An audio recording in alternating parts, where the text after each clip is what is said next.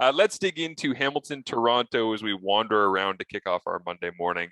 Um, Weird game. I did not see this going this way, and I felt disappointed because I almost sent out on Twitter on Friday afternoon that I really hope if this turns into a defensive battle because it was going to be cold and rainy, or if this was going to turn into, essentially a blowout, which it didn't. I mean, the score line wasn't a blowout, but it felt like a blowout for the majority of the game, based on the way that the game played out and how Toronto had complete control. It felt like throughout most of the matchup, and I was so interested to see people really just. I mean, Hamilton fans weren't enjoying it per se, but people were embracing the fact that this game mattered, and it's been a while since they've had. Now, the game did not live up to the pregame hype, but Yeah. I feel like it's difficult too in the regular season. And there was something left to be desired there, though. This certainly could have. Hamilton had their opportunities, and the way that it played out specifically, I found to be really intriguing because I did not think that Hamilton, in a little bit of the wind coming off the lake at various points, although it seemed like it's funny at BMO, the Argos championship flags, man, they can whip, and the upright flags, they'll be sitting perfectly still. Like it doesn't seem like sometimes it actually hits down into the field because it's a little tiny bit of a dugout area. So I found the way that Hamilton was so aggressive throwing the football to be eye-opening, and I kind of teased this on social media when people said to me, "Why were they throwing so deep? Why were they?" And I said, I labeled it a conspiracy theory. I don't really know if it qualifies as that, but here is just my theory to get out in front of this: is that I don't know if this is possible, but I do wonder whether or not Hamilton was gathering intel. And that's a really nice, soft, cushy landing spot to say, you didn't have any success. You're just figuring it out for when you play them in the playoffs. This time of year, that game mattered a lot to them. It's not as though they didn't want to win, but I also kind of felt like, based on the way that they changed up their approach and the way that Masoli was throwing vertically, Yeah. it was like they're testing Toronto right now. And you have to know, when you are playing that aggressive vertically, your completion percentage is going to drop dramatically. And so now you're playing a home run or strikeout kind of game, the way baseball has evolved. And they were doing that against the Argos, and they struck out a lot. And that's why the game ended up the way it did. If they get 3 or 4 of those, it's a closer game, more entertaining game. But man, they've got incredible film now going into the playoffs. And I'm not excusing the way the game turned out, but they've got incredible film to be able to go through and study how certain defensive backs react to double moves, how certain linebackers deal with receivers bailing out underneath them or running crossing routes, or how do they carry them, or how deep do they carry them, or what depth are the safeties at, or they've got real live tangible stuff for Hamilton to try and figure out. For Toronto, I think they handled it really well. So I think Hamilton's going to go through this film, and they're likely going to go, I mean, we can tweak this and that, and if we play them again in the playoffs and get through the East semi or whatever.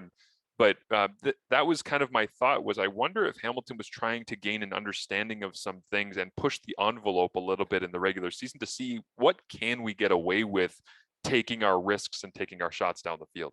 Yeah. On the point of gaining an understanding for a future matchup, it's twofold, right? Because one, yes, you get intel on the Toronto Argonauts and how they react to certain things when you're throwing the ball down the field, but there's also the in-house stuff. Do you have the execution to take advantage of that, right? And I question that approach that the Ticats had.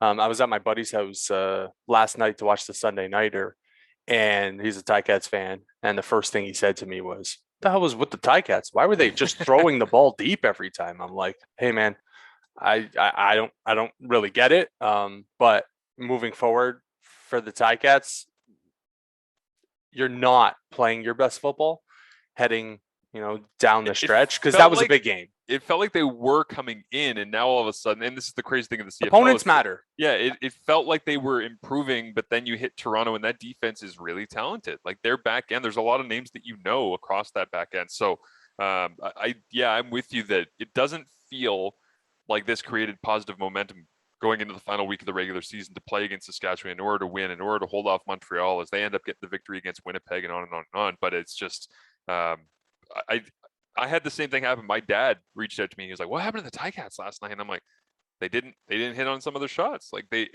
Javon Santos Knox ejection, I didn't get a good enough really look at to criticize, but at first glance I was like, oh, I wonder what happened there, because it didn't feel like Yeah. it was very obvious to a lot of people. It didn't make a lot of sense based on what was available, and he was already ejected back in week 2, I believe, in the game against Saskatchewan on the road this season, and I think he's carried that with him throughout the year a little bit, but what did you make of Masoli specifically? Because I know we're talking about vertical passing, Yep. and I don't even have his stat line up in front of me here, but I'm sure you do there. I'm Yeah. wondering like how you looked at his overall performance. 22 of 40, 326, no touchdowns, 2 picks. Hmm. I've been a big fan of Dane Evans for a long time. And Friday night, it kind of reached the breaking point. I don't understand why he's not starting. I've been that way for a while. Like I don't get it. Beginning of the season, you start out Saskatchewan and Winnipeg, and that's a tough start to the season, and you go 0-2, and everybody in the organization realizes what happened. We're gonna put Dane in now, Hmm. and then Dane settles things down a little bit, gets back-to-back wins on Labor Day. That following game against Toronto, had his hiccups in that game, and then he gets banged up. And then David Watford carries the torch for a little bit. And then Jeremiah comes in, and Jeremiah was very lucky that he got a cream puff schedule, and that's what he did, right? Like you beat Ottawa, you beat BC, you beat Edmonton, the 3 teams that aren't going to the playoffs in the CFL. And okay, Dane's healthy again, and Dane doesn't get his job back. I don't get it. I don't think Jeremiah is playing under the same rules that Dane Evans is played under, where you're not supposed to lose your job to injury. Okay, he lost his job to injury.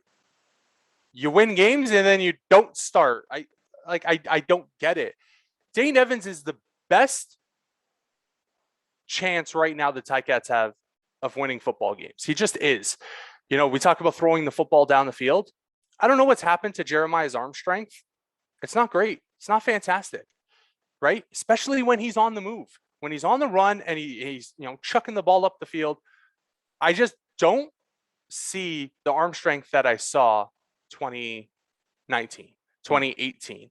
And for Dane Evans, I just think he has more pop on the football. I think it has the ability to make more plays. And you see on Twitter, I don't think anybody's in the Jeremiah Masoli camp right now. And I like Jeremiah as a person and a football player. But push comes to shove, this is a Grey Cup at home. And I think Dane Evans gives you the best opportunity to win a football game. And for him not to be playing, he's not a scrub. He's not some random backup quarterback that you haven't seen before. He's not Sean McGuire, okay? Exactly. He almost won it all for you in 2019. Right. And I put it out on Twitter. At this point, I think it's a little disrespectful that you're not playing Dane Evans more. How the hell does he not get a drive in the third quarter at some point just to change things up? Yep. Yeah, I'm with you on that. I think he deserved an opportunity to see whether or not he could change the temperament of that game. And I don't know why.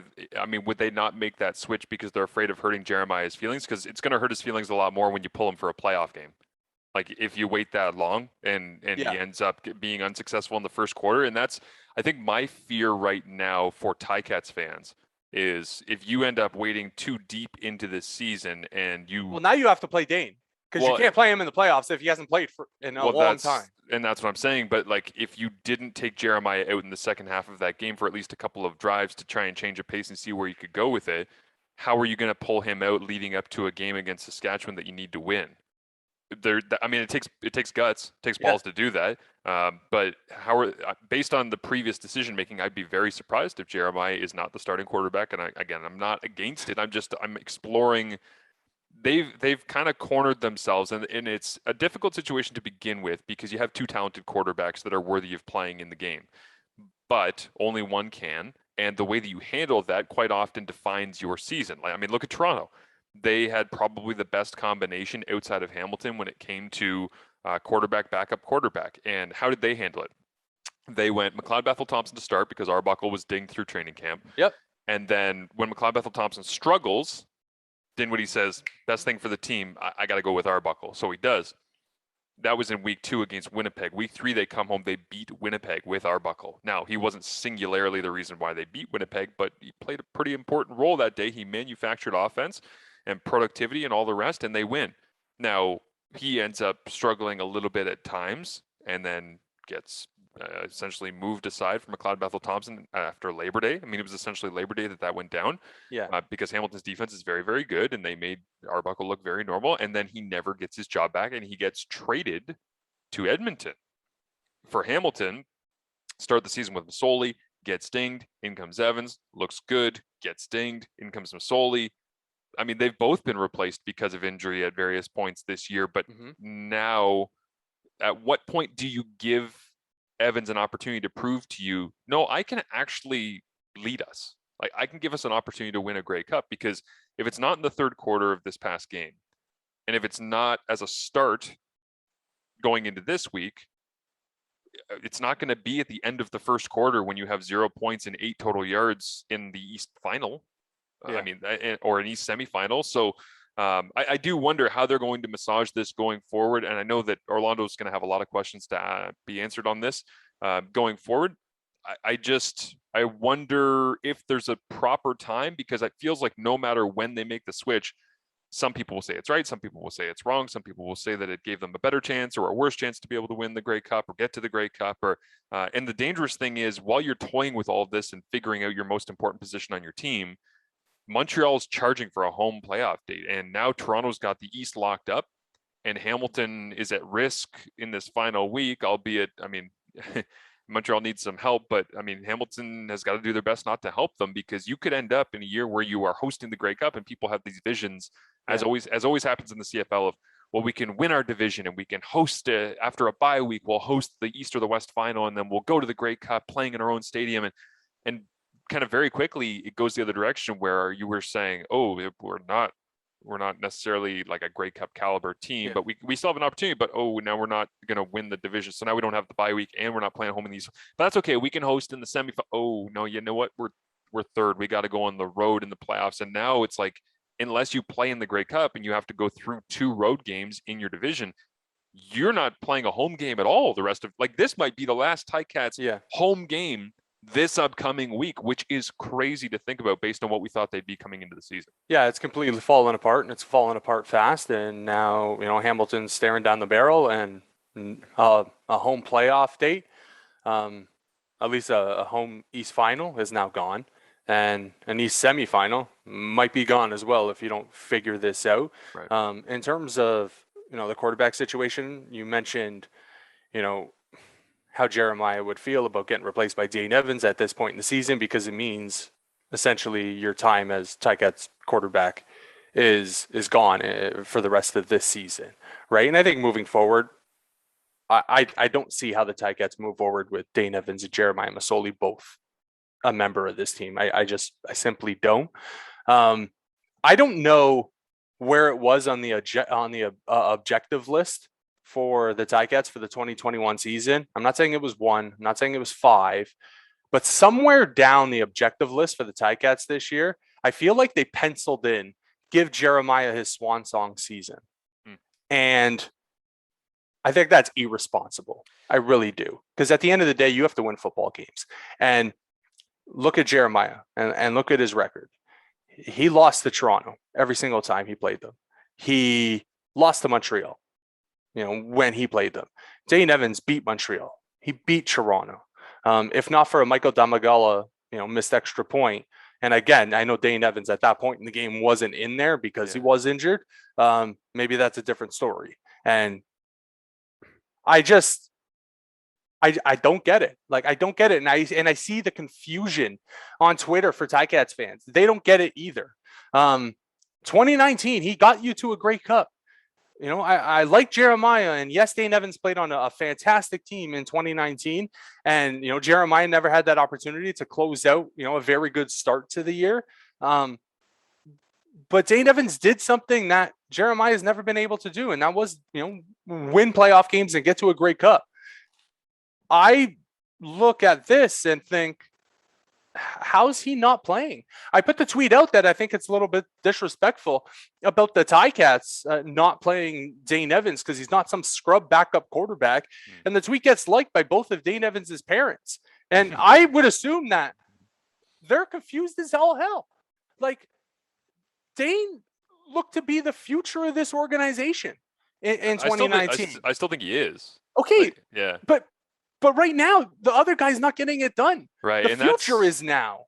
that's the confusing part to your point here, is that he is the future, and the switch is not being flipped. And I think it's a fair question that you ask. I don't think it was necessarily swan song season. I don't think that the Ticats organization owes Jeremiah this. It's not like he's doing a farewell tour or anything, but I do get the sense, like you're saying, that he's being given more opportunity to work through things, which I'm usually for. Like, I've talked this season about Caleb Evans and wanting to give him time to figure it out, and well, we saw that worked out.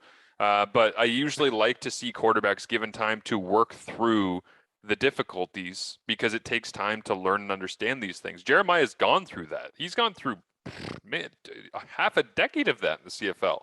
Like, coming up on a decade of that in the CFL, where he has worked through the ups and the downs and all the rest. But this season, time is of the essence, and it's a difficult look. If he comes out in this game against Saskatchewan and starts to struggle, there has to be a quick hook at that point, because It shouldn't get to that though. that's what I'm saying is, and to what we're talking about earlier, it probably should have already happened, but it hasn't. So now we just have to view things and judge them going forward. And the way we're going to judge them going forward is if there are struggles there. And I'm not saying one drive, but let's be real about this. In playoff football, you are going to get 15 possessions in a game, max. Yeah. If you're going to come up empty on the first 3 or 4 of them, are you willing to bet in a playoff football game that you're going to hit on some of the next 12? Or are you going to have to say, we got to change something up here? And also, I would say, straight up head to head, Hamilton and Montreal are going to play in the East semifinal. It's just a matter of where the game is. You said that Dane has beaten Montreal.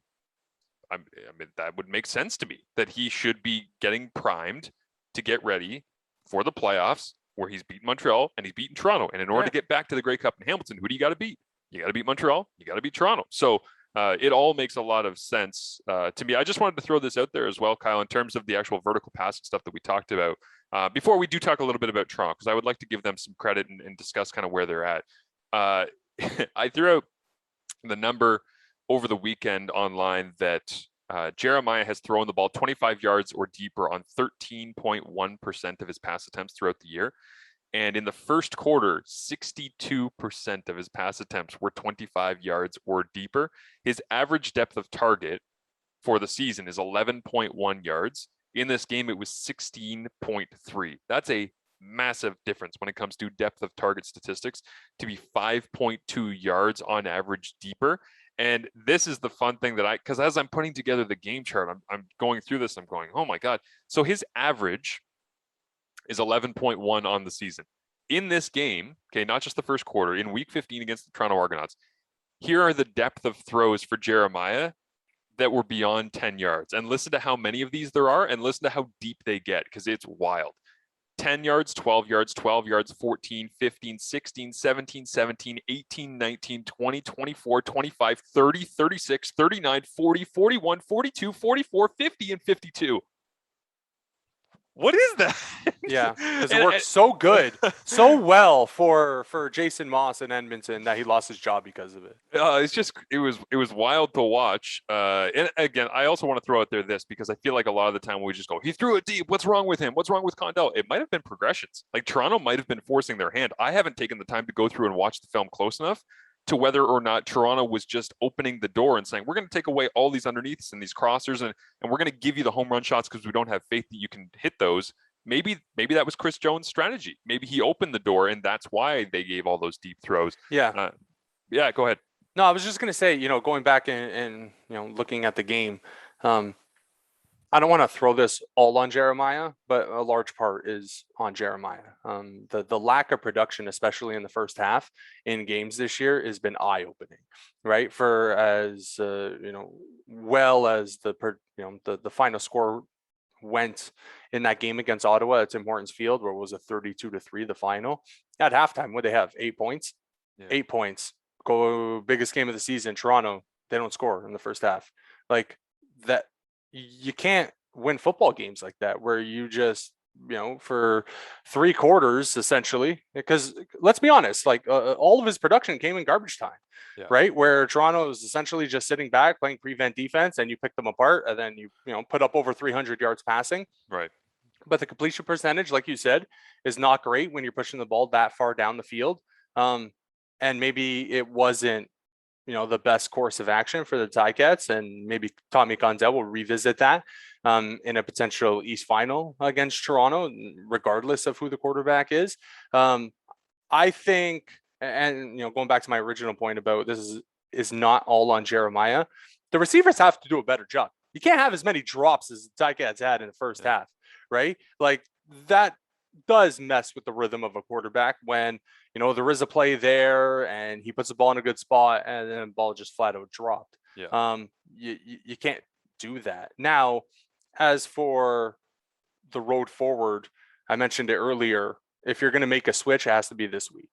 It has to be this week, and you have to make the decision to switch the quarterback and realize might not be going back either, right?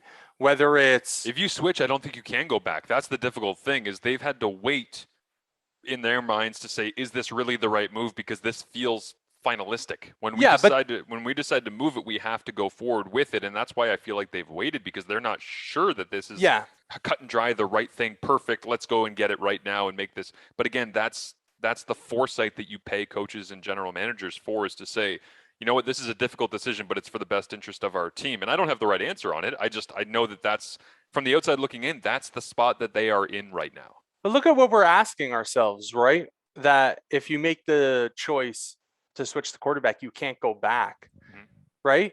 And going back to our original points earlier in the show about, it seems Jeremiah is getting way more opportunities than Dane Evans, right? And that's at the forefront of them. What do you mean we can't switch the quarterback? If we make the change, we can't go back. Of course you can go back. But is this about Jeremiah's feelings, or is this about winning football games? Because I think Dane Evans gives you the best chance. And I'll say it again. And I know, if you listen to fans, you're probably going to be sitting with them, right? Eventually down the road. And you're going to probably lose your job if you're listening to the fans to make personnel decisions on the field. Right. I don't know if anybody's in the Jeremiah camp. Like, literally, I would love to hear from a Ticats fan that believes Jeremiah Masoli gives the Ticats the best opportunity to win for the rest of the 2021 season. And I haven't seen it, at least on Twitter. We'll see. Yeah. I would also say this is the analogy that I always use when we talk about quarterback decision-making, going back and forth. Which one are you going to play? Which one are you not? And I say you can't go back. This is why I say that you can't go back, okay? When I said that I wanted to have kids and you said that you wanted me to have a vasectomy, what did I do? And then when you said that you might want to have kids and I wasn't so sure, who had this vasectomy reversed? And then when you said you definitely didn't want to have kids, who had it reversed back? Snip, snap, snip, snap, snip, snap. I did. Okay. Snip, snap, snip, snap, snip, snap is not the way that you win playoff games. Please see Chris Jones, Kevin Glenn, Brandon Bridge, 2017 East Final. That was snip, snap, snip, snap, snip, snap, and that didn't help anybody have children or get to the Grey Cup. I know we have to get to the other games. The last thing I want to say on this, and I mentioned it earlier, this season, multiple times. 2 quarterbacks of the level of Jeremiah Masoli and Dane Evans, especially Dane after he reworked this contract, it doesn't come cheap, right, in terms of salary cap. And look at what happened to the Ticats this season. Offensive line issues earlier in the year, and everybody was like, where's the move to bring somebody in? Right. Ticats didn't have any salary cap space to make any moves this season. It's another downfall of having 2 quarterbacks of the caliber that you have.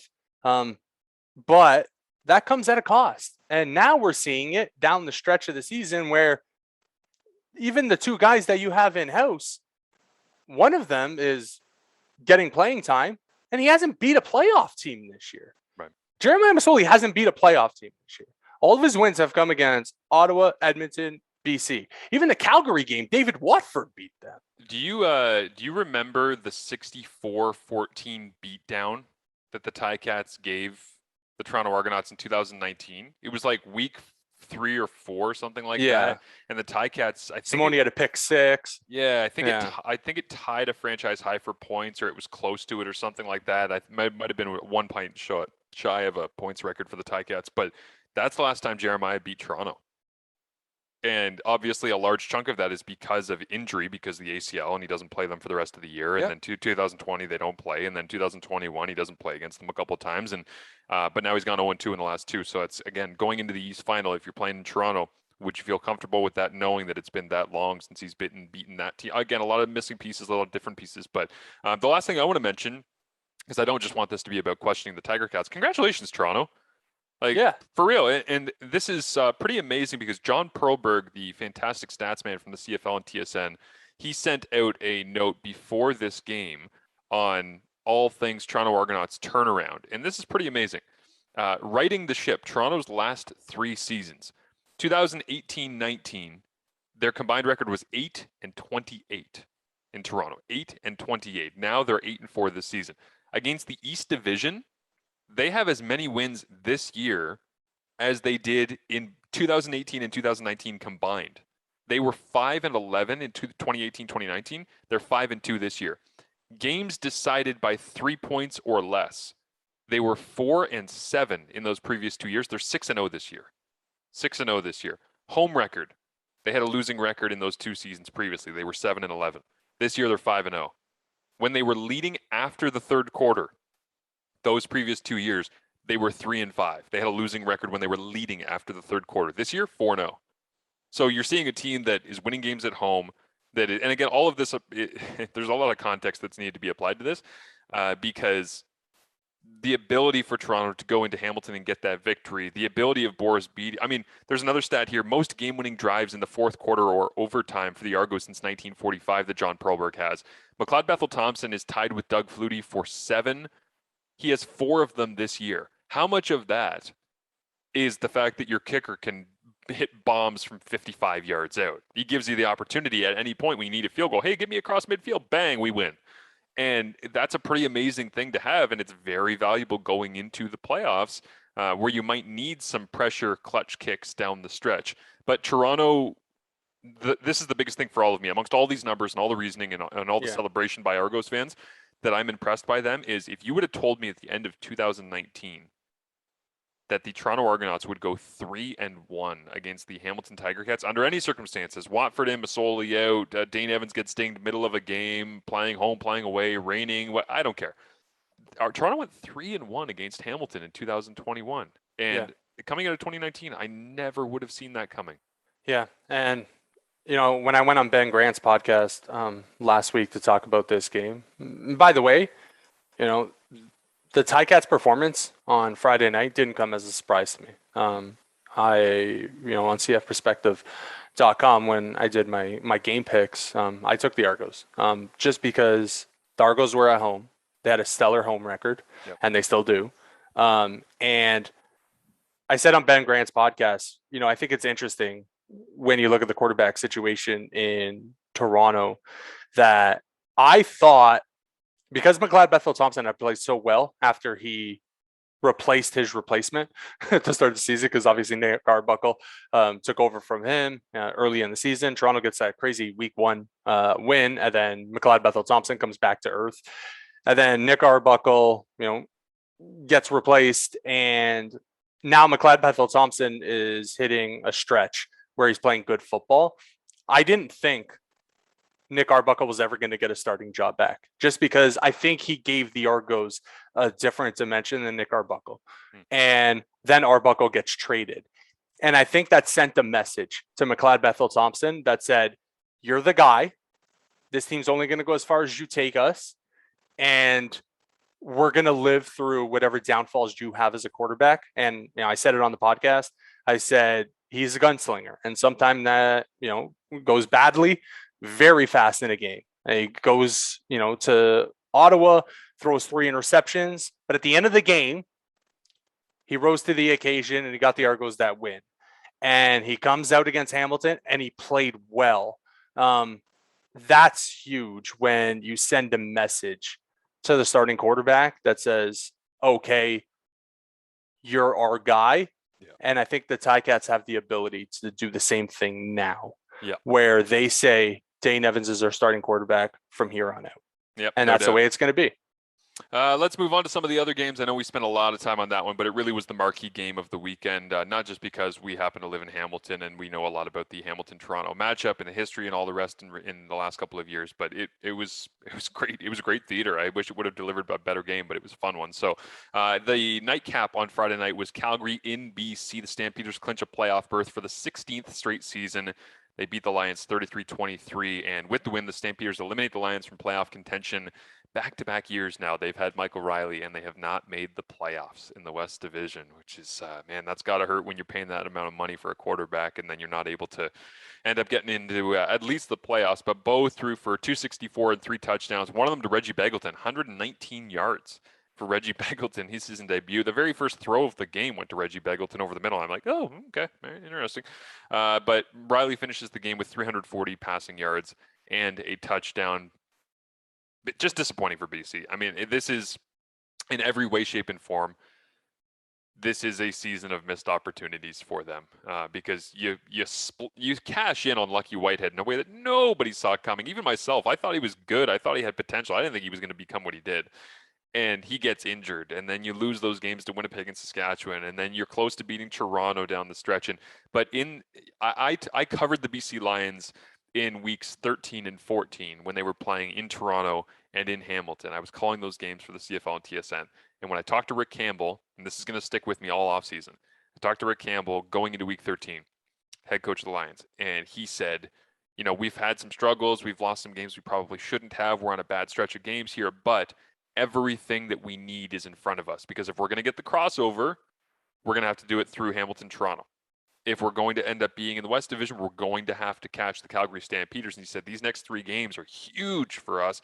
He was planning on having a game in week number 15 that would essentially be a win and you're into the playoffs type matchup, which it might not have specifically been that, but he was planning on having that in this game this past weekend. Well, because your kicker can't make a field goal in the final 5 minutes of the Argos game, and then because you just don't play well enough against Hamilton, you get to a point where this game is like we're hanging on by a nail and can't get that one done. It's like, okay, well now you're 0-3. Okay, well now you've lost 7 straight. Okay, well now and you start looking at it, you're like, man, they were close this year to figuring it out and putting together a really nice run.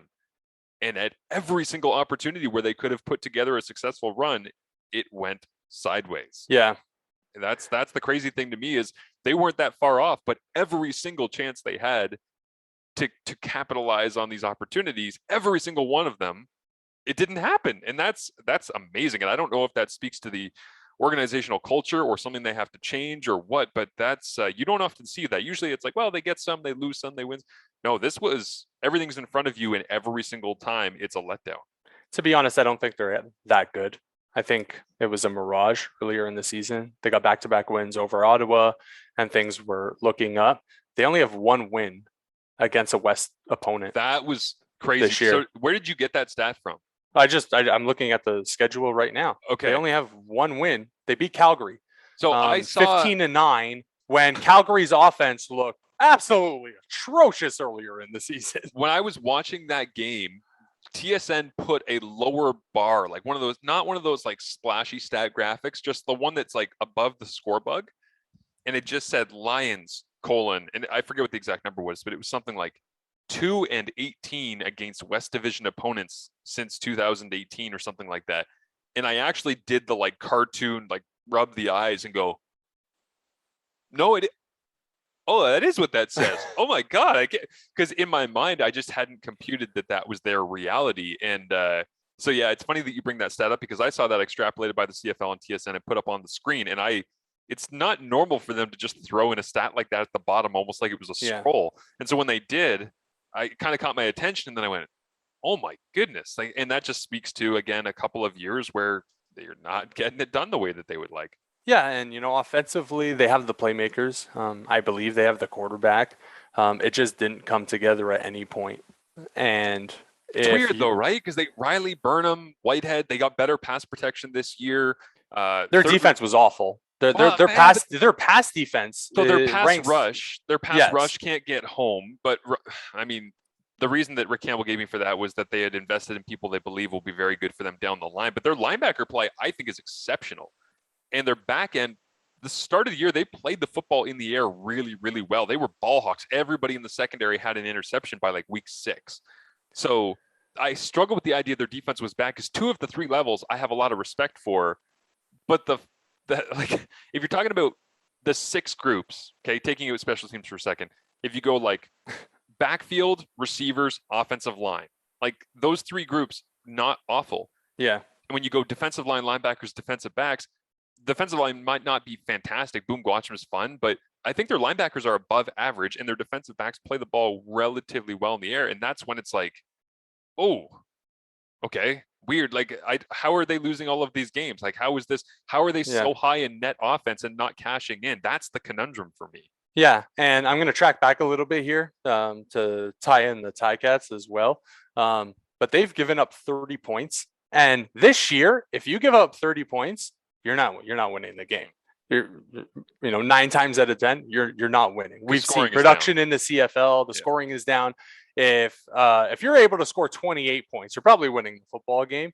The totals against for the BC Lions: 33 against the Stamps this past weekend, 26 against the Ticats, and this is why it'll make sense on.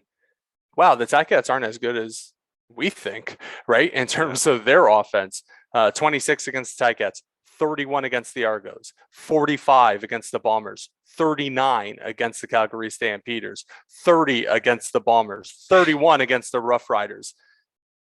And then the time where they held somebody under 30 points outside of that Ticats game was the Alouettes, and they won that game. So there's a correlation there that, maybe we shouldn't put all the pressure on our offense to score 35, 40 points a game because our defense sucks and we can't, keep anybody out of the end zone and keep points down.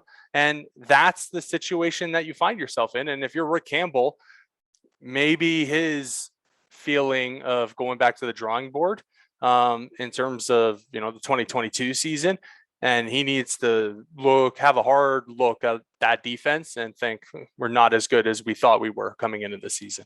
Interesting. You got anything on Calgary? Because I really don't have that much. I thought Bo was pretty solid. Begelton looks like he's going to be good for them down the stretch run here. Their defense coming together a little bit, but they look, I'm not going to say like every Calgary team we've seen the last while, but Dave Dickinson's one of the best coaches in the CFL, and he knows how to make a group evolve and improve throughout a season. And to me, this is just a classic example of watching his team progress throughout the season. Yeah. I think Bo looked good. And if you're a CFL fan, I think that West semifinal is going to be fun as hell because those 2 teams have played each other, it seems like a million times this year. And I think Winnipeg's the best team in the division, hands down. I don't think it's close.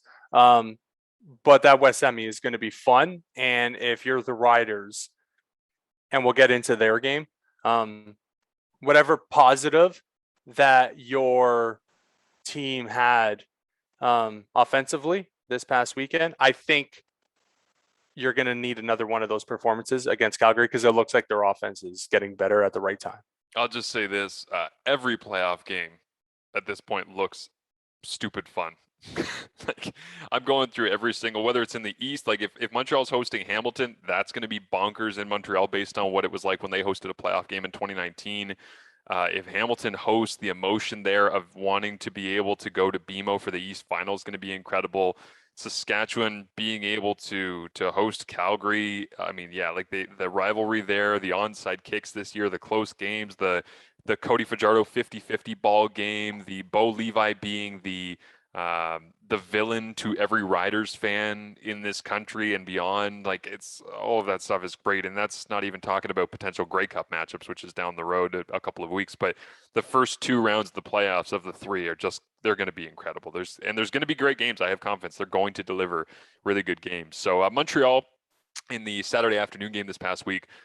They end up beating the B team, essentially from the Winnipeg Blue Bombers, which Sean McGuire kind of got exposed because in the first half they stayed with the, hey, we have good field position and we're the Bombers and we're playing good defense and we're going to, just run the ball whenever we can. And then when they get behind a little bit, they had to open it up and throw, and throws, well, I don't even know what it was, like 3-4 interceptions, something like that by the end. So, he ends up going 11 of 26 for 149, 1 touchdown, 4 interceptions in that game. But this is the interesting thing for me is Trevor Harris looked as on point in this game as I think I've seen him since the 2019 East semifinal in Montreal. That game where he had the crazy completion percentage. It was like 92% or whatever. He only threw for 144 yards, but he threw for 3 touchdowns. Why? Because William Stanback had 18 carries. Like, he is going to carry the load for them from here on out. The remainder of the season, he is so strong with the rock in his hands, and he gives them so much balance that Trevor really felt like Zach Collaros in this game to me from what Zach has done this year. Because remember, I always say Winnipeg doesn't want to throw the ball more than 25 times. Well, Trevor ends up 18 of 25 with a running back leading the way. It's like Montreal is doing this in a very Winnipeg, when they have their A team in, way. And they straight up head-to-head beat Winnipeg, kind of playing their style. And Trevor's ball placement on those 2 touchdown passes to Geno Lewis, I thought were just exceptional. The anticipation, the timing, the footwork, like, he looked much more comfortable in the offense in this game. So I'd like to see whether or not that continues to progress, because I thought it was interesting. Davis Sanchez said on the panel, which, by the way, Davis is so good on the panel. I want to throw that out there. Like, Davis is I love him on the panel. He's doing such good work with the analysis, because he's bringing real conversations to light that he's having off air, and I can tell that he's just not afraid to bring them on air. So good credit to him. But he said that nobody wants to play Montreal, and at first glance, I'm like, I don't know. I mean, I don't think Hamilton or Toronto are really scared. And then you start to think about the dynamic of Montreal's offense specifically, because their defense, there might be something to be desired. But when you are talking about their offense, it's like if they have consistency in their running game, physicality up front, and an efficient quarterback, that's a pretty good formula for playoff success, especially when it only takes 4 quarters to get a victory. So Hamilton's got to be on high alert, especially based on the way that game ended earlier this year. Yeah. As for this game was won and lost with the Sean McGuire 4 interceptions. Yes. You can't turn the ball over that much and win a football game, because if you look at Montreal and the way their offense played out, Trevor Harris, 18 of 25, 144 yards, 3 touchdowns. Didn't have a lot of attempts, didn't have a lot of yards. So you think, oh, it's Montreal. William Stanback probably had a good day. Not really. Stanback got shut down by the Bombers defense, right? 18 carries, 65 yards. It's less than 4 yards a carry. Like, the Bombers, again, they showed that their defense is obviously top notch and very good. And you're going to have to figure out a dynamic way to break that side of the football down on the Bombers team. And I think this was a game that I should have saw coming for the Bombers, just because it had to come, right? It's like, you can't play meaningless football games for as long as they have and not have a slip up. This was their slip up. The idea of Zach not playing for a month is terrifying, but the idea of Zach being injured and that being your starting quarterback is even more terrifying. Exactly. And I'm not here to I want to make this clear, because I think there's a perception out there sometimes that I dump on quarterbacks. Sean McGuire needs reps in order to learn how to play the Canadian Football League game properly and understand. But the same reason that I've been a little bit pessimistic on Taylor Cornelius this year is the reason why I saw those things in Sean McGuire this week, where it's like, he's a young guy, decision making's not great, ball placement isn't fantastic, and just seems like he's relying on things that don't allow you to have success in the CFL. Like those 2 touchdown passes from Trevor Harris. You know who it made me think of? Ricky Ray. And the reason that I say that is, towards the end of his career? Yeah, like Ricky never needed to do more than step up in the pocket, protect the football away from a defensive end who was swinging to try and bat it out of his arms. He would step up, make his way out of the pocket by 2 steps, look down the field, and it would never look like he was like ripping it, right? It was never going to just fire it right through a guy's face mask. It was, I'm just going to put this where my guy can get it and yours can't.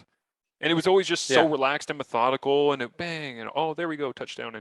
And so I see those things in Trevor, and I see some of these younger quarterbacks, whether it be Caleb Evans, Taylor Cornelius, Sean McGuire, et cetera. I see them coming in and it's like, they don't have that sense of patience and touch and rhythm in their game yet, where it's like, let the game come to me a little bit. Everybody's always trying to, you know what, let me go and attack and attack and attack. And I think Fajardo has learned this over time as well in the last year and a half, 2 years of, I don't always have to be the one who is running around with my head cut off and throwing the ball 50 yards and trying to make these great. It's like sometimes he'll take a check down and he'll go to the sideline and, damn, you know what? I wish we would have produced more, but we're punting. We'll be all right, guys. Okay, let's get. What did we see on the last drive? Let's get on the iPad and figure it out. And like he kind of is. I think that's the maturity process of quarterbacks. And McGuire just hasn't had the reps to allow that to happen as of yet, obviously. Yeah, and a couple of more things from this game. It was weird because Trevor Harris's performance and his stat line kind of looked like Zach Collaros' numbers earlier in the season. Remember, early in the season, Zach Collaros wasn't putting up the productions. I mean, his touchdown interception ratio was always good. But he wasn't throwing for that many yards. And then the second half of the season happened, and all of a sudden Zach is throwing for like 250, 260 a game. And now, if you're another CFL team, you're looking at Winnipeg and you're thinking, oh, my head hurts trying to break this team down and figure out how to win. And the other point is when you rank the East Division quarterbacks, especially a Jeremiah is playing for Hamilton in the postseason. If you rank the quarterbacks at his best, Trevor Harris is the best quarterback in the East Division. And if I'm Toronto or Hamilton, that scares the hell out of me. Yeah, well, I guess my question is, where's McLeod Bethel Thompson at his best? Like, if we're going at their best, because I could make the argument that Jeremiah Masoli at his best is better than anybody. But we just haven't seen him at his best for, I don't even want to put a label of a time on it. It's just consistently we haven't seen him at his best since maybe like 2018 with June Jones when he was ringing it up personally. Yeah. I think Trevor Harris at his best is better than the other two quarterbacks. Really? I think back to that East final in Ottawa when he was playing for the Red Blacks and he torched the Ticats. A good Ticats defense. And it wasn't even close. It looked like two different styles of football. Right. And that's where I was kind of going with two different styles of football is I would rather take Jeremiah or McLeod Bethel Thompson at their best than Trevor at his best, because the style of football that Trevor's playing at his best is going 21 of 24 for 250 yards, 2 touchdowns, no interceptions. And it's not explosive plays. It's not game changers. It's control the clock and chip away and move down the field. McLeod or Jeremiah at their best is 38 of 45 for 340 yards and 4 touchdowns. And it's explosive plays and it's deep shots. And so I don't doubt what you're saying that Trevor Harris is a very talented quarterback, and at his best, he can win you any playoff game down the stretch. I mean, his Grey Cup history might not show that, but but he can give you an opportunity in any game if he's at his best. I just, in terms of the style that I think you might want to really change the game, I would say it's Jeremiah or McLeod playing that more aggressive style. But with that being said, I watched Jeremiah play a very aggressive style this past week, and because we didn't get Jeremiah at his best, they get the doors blown off. Yeah. And that's the conundrum you run into. But to your point, I think and at their best is kind of a weird moniker to put on it in terms of, what that sounds like. And then obviously what the quarterbacks look like on the field. I just think Trevor Harris at his best, it's easier to replicate. Right. Where in Ottawa, those, I agree. Dink and dunk passing, style of attack, I think that works over a longer run than the Jeremiah, let's chuck the ball down the field, let's take, chances. And I definitely think that's better than McLeod Bethel Thompson, because McLeod Bethel Thompson, I said it earlier, he is a gunslinger. And sometimes if you're able to, sit on his routes, you're like, okay, we can goat him into some dangerous plays, especially downfield, as Ottawa did, last week. And that would not worry me if I'm an Argos fan, just because I think the roster, as an entire roster in the 2021 season, I think the Argos have the best team. Simply, if I look at a whole of playmakers on both sides of the football, I think the Argos have the most. But from a quarterback standpoint, if Trevor Harris can, continue this rhythm that he's finding in Montreal, and William Stanback can, run for over 100 yards, that team's going to be hard to beat. And even if that team's on the road, I would hate to play them. And for the Ticats, another situation that would scare the hell out of me if you decide to go back to Jeremiah Masoli, is Masoli lost to Montreal and he lost to Matthew Bleepin Schultz.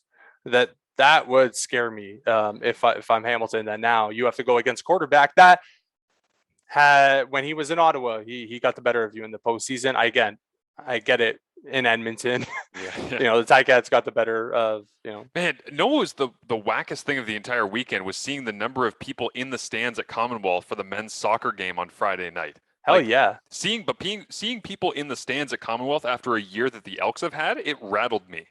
Seeing those stands actually being full of human beings, I'm like, man, that's what that looks like. Okay, good. By the way, I just decided that this podcast is going to be called Marsh and Melo, quote, at his best. That's what this is going to be called. Okay. But I agree with you that it is more, I don't want to say easy, but it's more possible to replicate the way that Trevor Harris plays at his best. And that, I think, it bodes well for Montreal. The other scary thing I'll mention as well for Hamilton, Kyle, there's some scary things here if Trevor plays at a high level or whatever. What if you put Dane Evans in and whether it's home or away, especially scary if you're playing on the road in Montreal, but if it is home or away against Montreal in the East Semi, you put Dane Evans in, maybe he gets the start this week against Saskatchewan, he looks pretty good. You get to that game, and in the first half, it's 80% time of possession towards Montreal because William Stanback is churning it out on the ground. And then it's like, well, who gives a damn who your quarterback is at that point? If he's not touching the football, it doesn't matter.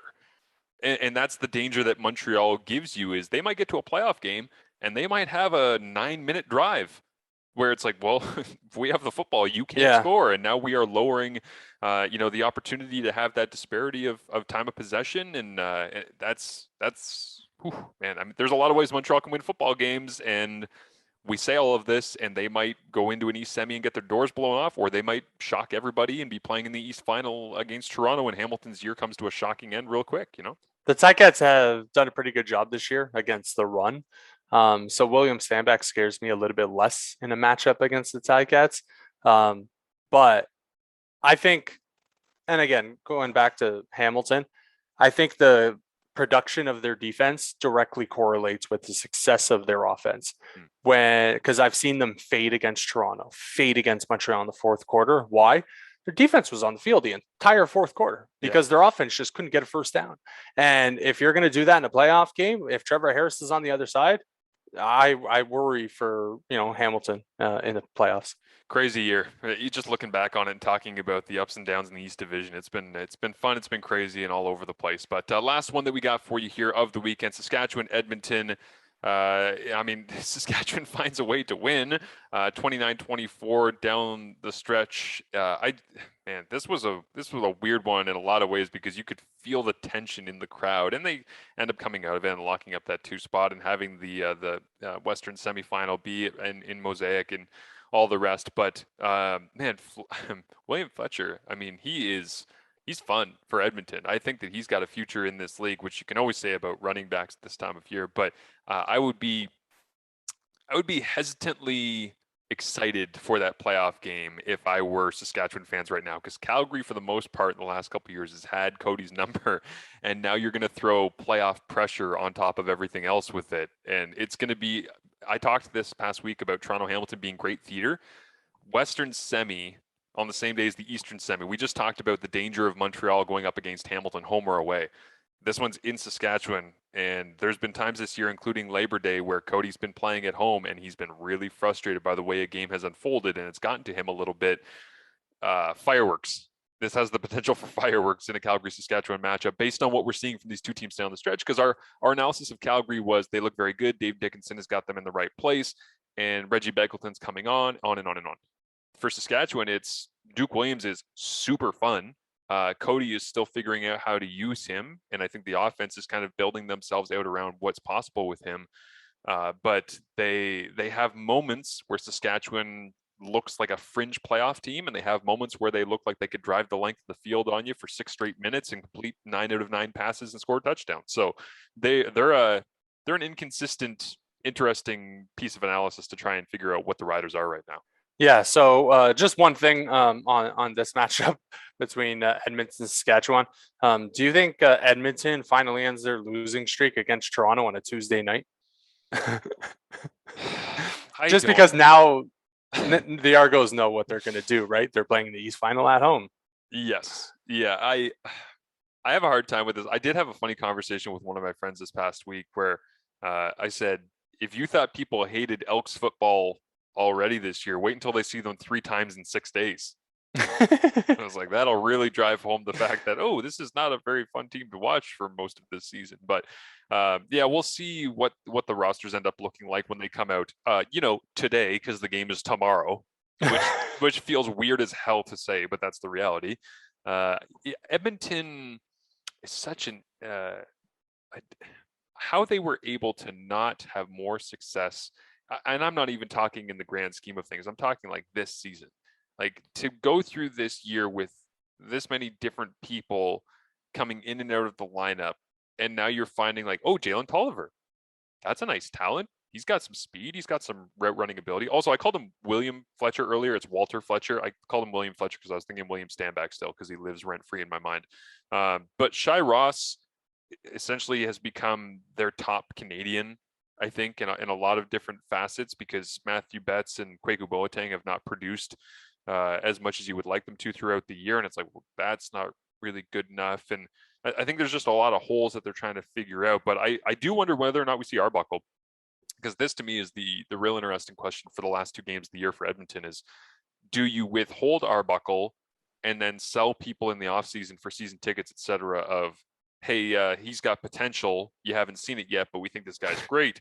Or do you put him out there, hope that because it's a risk reward, right? If you put him out there and he's great, you help yourself massively going into next year. If you put him out there with this team and he doesn't play well, because a lot of guys are not going to be super motivated to play for Edmonton, especially when they're coming in this short of turnaround, then you put yourself in a spot where it's like, well, we've actually hurt ourselves going into next season, which next season's coming a lot quicker than people realize based on how late in the calendar we are. We should be talking about the division finals essentially this week, and we ain't even in the playoffs yet.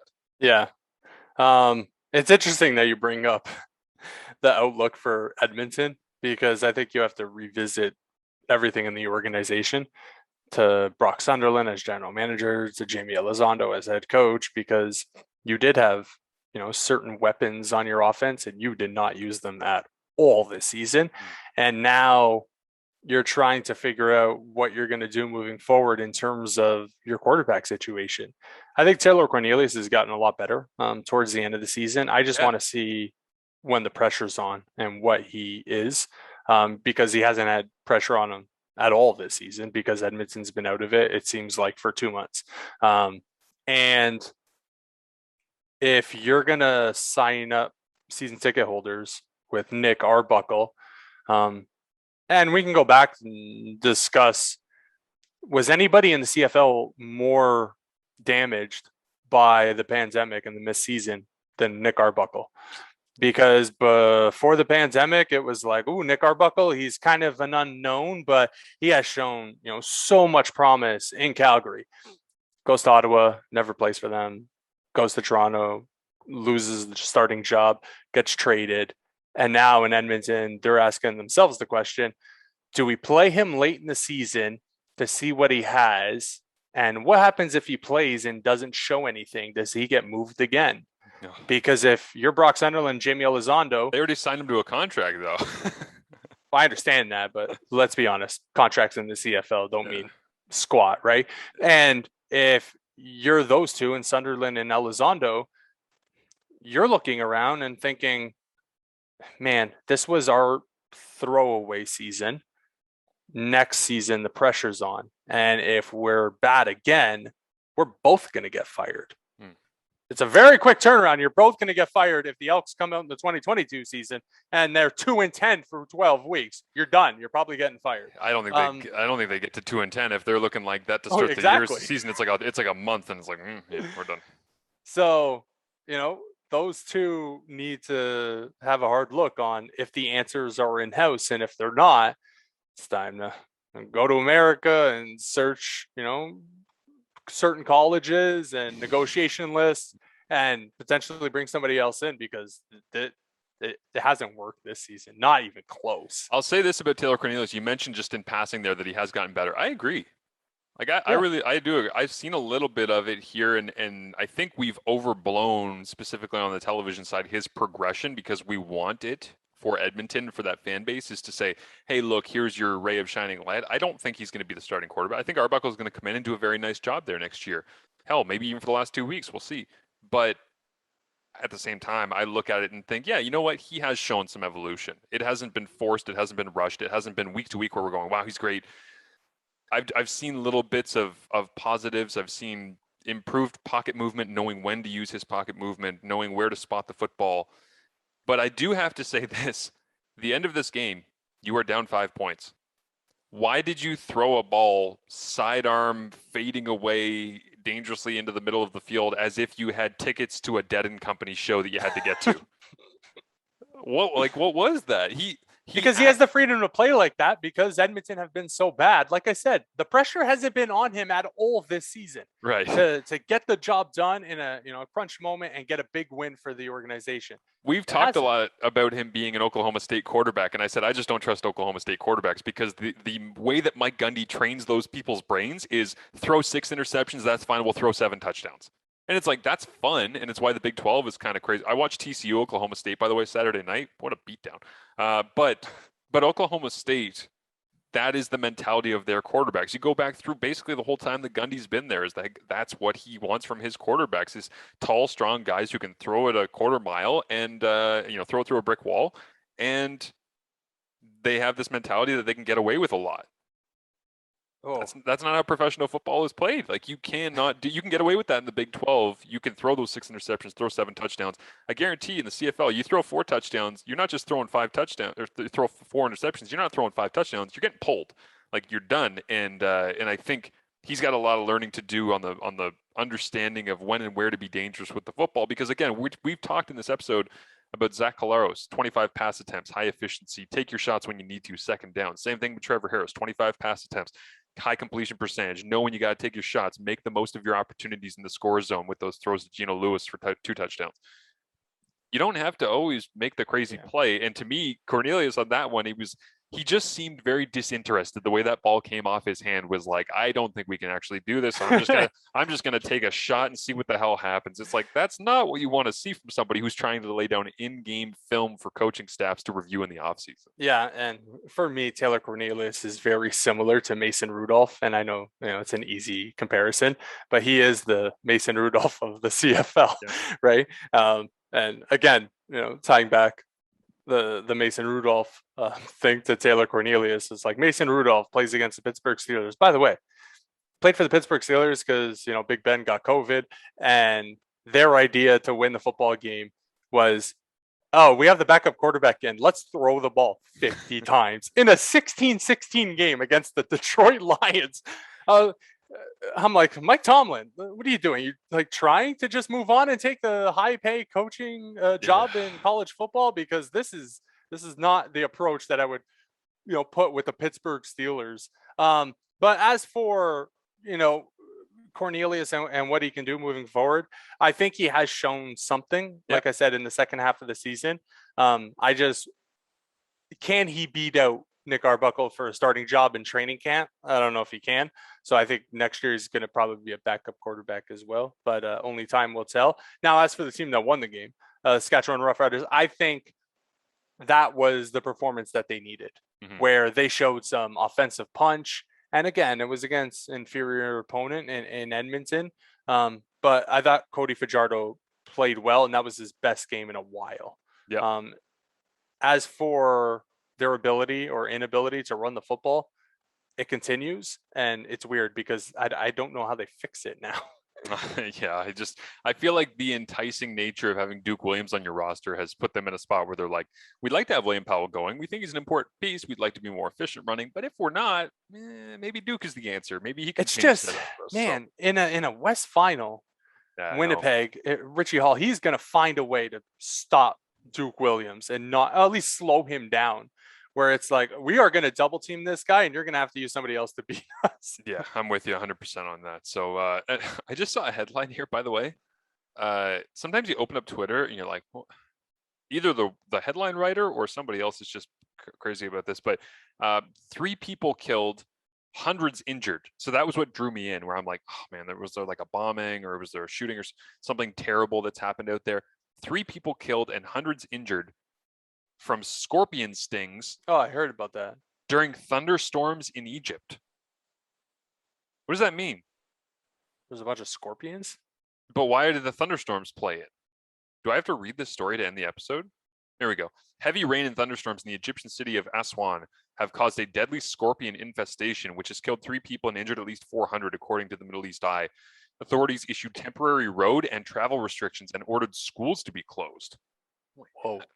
But like, why do they?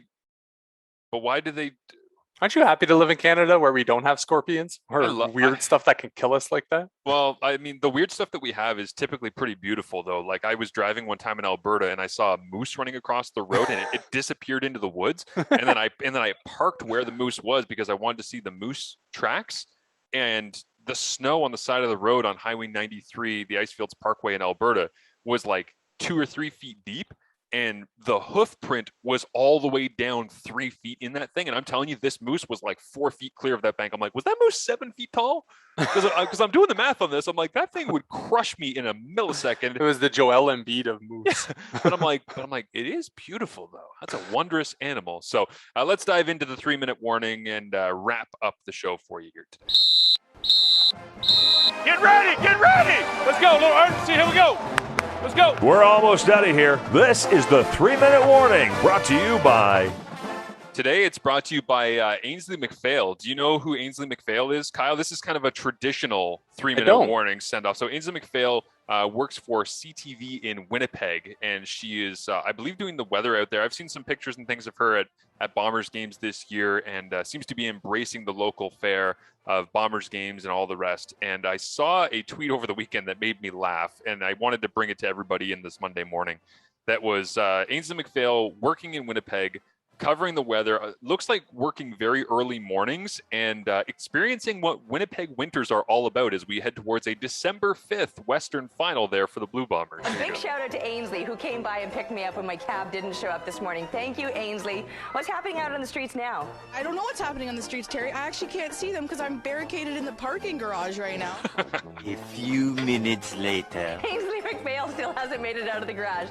Our news director is driving me because we couldn't actually get the news vehicle out of the parkade. It's my first Winnipeg winter and I am terrified. Oh no! You're gonna have to go and give that guy a hand. Is Winnipeg even real? They said it was cold and they said it was windy, but I did not expect to be in a parking lot downtown and not be able to move. You guys, I don't even know where to begin. I'm just standing on the side of the road. My director's like, you want to zip up your jacket? I'm like, I can't even feel my hands. I just pulled here. I'm gonna try and grab a shovel, and I think there's a guy over there who's gonna help me out to pull me out of this parking lot. Why did anyone leave the house today? Like, I know I want to tell you guys all about this, but seriously, the rest of you stay home. Bishop Grandin, westbound, good luck, because you're probably in one spot right now. So I love that her approach, she's on camera for CTV in Winnipeg, and they throw to her and they're like, hey, what's happening with the weather? And she just goes, why would any of you leave home? Like, she's just talking directly to the camera. Like, you're all idiots if you decide to leave home. Like, please do not leave your houses. This is awful out here. I love how every one of her hits just got progressively worse. Yeah. And I was just waiting for why did I move to Winnipeg? Oh, and then she comes back. I quit. I'm done. I got to find, just to send us off here, I need to play us out with the, what's the sports guy doing out in this hurricane? Because anytime that, here we go. Anytime that we have the sports people or people who love sports that are trapped out in a weather condition that is unfortunate, like Ainsley McPhail there, I need to play it for you. We will sign off and play this for you on the way out. Have yourselves a great Monday. Thanks for tuning in as always. Don't forget Fox 40 and Sawdust City for supporting us. Give them your unadulterated love. Is that the term? Unadulterated? Unfiltered? Unfiltered. Bye, everybody. Thanks for listening.